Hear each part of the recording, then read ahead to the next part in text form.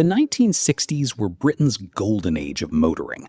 Designers were dreaming boldly, engineers were pushing boundaries, and the cars rolling out of British factories were turning heads from London to Los Angeles. This was the decade that produced some of the most celebrated cars in automotive history, cars that defined a generation, cars that made Britain the envy of the world. Today on UK Car Vault, we are counting down 10 of the most iconic British cars of the 1960s. And by the time we reach number 1, you will meet a car so deeply woven into British family life that almost every household in the country had one on the driveway at some point. Let's begin. At number 10, the Triumph TR4. Launched in 1961 by Standard Triumph in Coventry. A proper open-top sports car that understood exactly what driving was supposed to feel like. Long bonnet, compact body, a face that meant business from every angle. The 2,138cc four-cylinder engine produced lively and characterful performance, fast enough to make every journey feel like an occasion. The rack and pinion steering gave it a sharpness that drivers genuinely loved. The optional Surrey top made it practical enough for British weather without losing its open-air character. And Triumph sold it in enormous numbers, particularly in America, where buyers fell for its combination of British character and accessible price. The TR4 was honest, direct, and completely unapologetic about what it was. In a decade full of remarkable British cars, it opened the countdown with exactly the right attitude. At number 9, some cars are built for speed. Others are built for authority. The Rover P5B belonged firmly in the second category. Launched in 1967, the P5B dropped a 3.5-liter V8 engine into the already distinguished P5 body.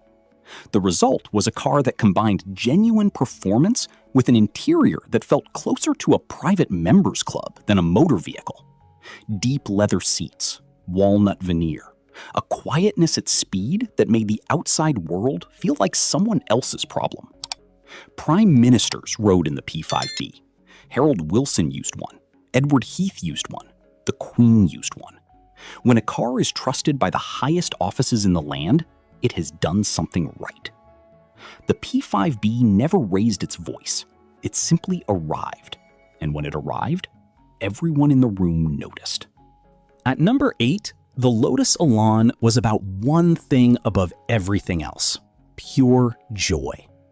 Launched in 1962 by Lotus Cars in Norfolk, the Elan was built around a backbone chassis with a fiberglass body. The result was a car that weighed almost nothing. And in sports cars, lightweight is everything. The twin-cam engine developed with Ford gave the Elan a performance that felt electric. Every input from the driver was answered immediately and with total precision. Steering that felt alive. Handling that made experienced drivers catch their breath. It was sometimes unreliable.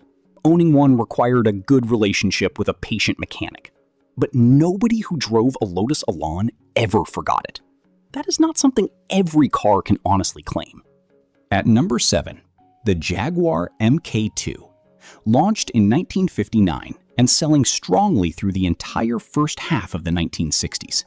A compact sports saloon that offered performance, elegance, and value in a combination nobody else could match.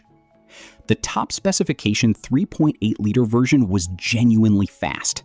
Fast enough that the police bought them to catch criminals, and criminals bought them because they were fast enough to outrun the police. Both sides of the law agreed. The MK2 was exceptional. The interior was everything a Jaguar should be. Leather, wood, instruments arranged with real care. And the exterior, those curved lines, the wide glass house, was one of William Lyon's finest achievements. The MK2 proved that British cars at their best could compete with anything in the world, at any price, from any country. At number 6, in 1964, James Bond drove an Aston Martin DB5 in Goldfinger. And from that moment, the DB5 was not just a car, it was a symbol. But the DB5 did not need James Bond to be extraordinary. It already was. Launched in 1963, it carried a 3995cc straight-six engine producing 282 brake horsepower, hand-built at Newport Pagnell by craftsmen who treated every car as a personal responsibility. The body designed by Carrozzeria Touring was one of the most beautiful shapes ever put on four wheels. Long, low, perfectly proportioned. A shape that looked fast even standing still. Bond made it famous, but the DB5 made Bond believable. Without that car, the whole fantasy falls apart. At number 5, some cars do not just sell well, they become part of everyday life. The Ford Cortina Mk1 was exactly that kind of car. Launched in 1962 at the Dagenham factory, Ford delivered what British families actually needed: space, reliability, economy, and a price that made sense. The Cortina was light, practical, and available in enough variants to suit almost every buyer. It won the British Saloon Car Championship. It dominated rally stages, and the legendary Lotus Cortina, developed with Colin Chapman, gave it genuine motorsport credibility. But what made the Cortina truly iconic was not the motorsport. It was the fact that it was everywhere, on every street, in every family's memory. A car that belonged to the people, and the people loved it back. At number 4, in 1965, Bentley launched the T-Series, the first Bentley to use monocoque body construction, abandoning the traditional separate chassis that had defined the company for decades. This was Bentley acknowledging that the world had changed and choosing to change with it. The T-Series shared its platform with the Rolls-Royce Silver Shadow. The 6.75-liter V8 delivered power in that uniquely Bentley way, not with drama or noise, but with an effortless, seemingly endless supply of forward motion. Hand-stitched leather, deep carpets, craftsmanship visible in every surface and every detail. It was quieter than almost anything else on the road, more refined, more composed. The T-Series proved that a British luxury car could be both genuinely traditional and genuinely modern at the same time. At number 3, when the Jaguar E-Type was unveiled at Geneva in 1961, Enzo Ferrari called it the most beautiful car ever made. That is not a compliment given lightly by a man who spent his life building beautiful cars. Designed by Malcolm Sayer, an aerodynamicist who approached car design with mathematical precision, the long bonnet, the fastback roofline, the oval front grille, it looked like nothing else on Earth.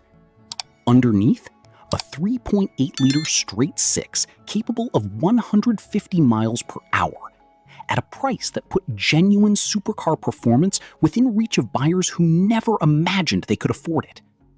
The E-Type is not just one of the greatest British cars of the 1960s, it is one of the greatest cars ever built, by anyone, anywhere.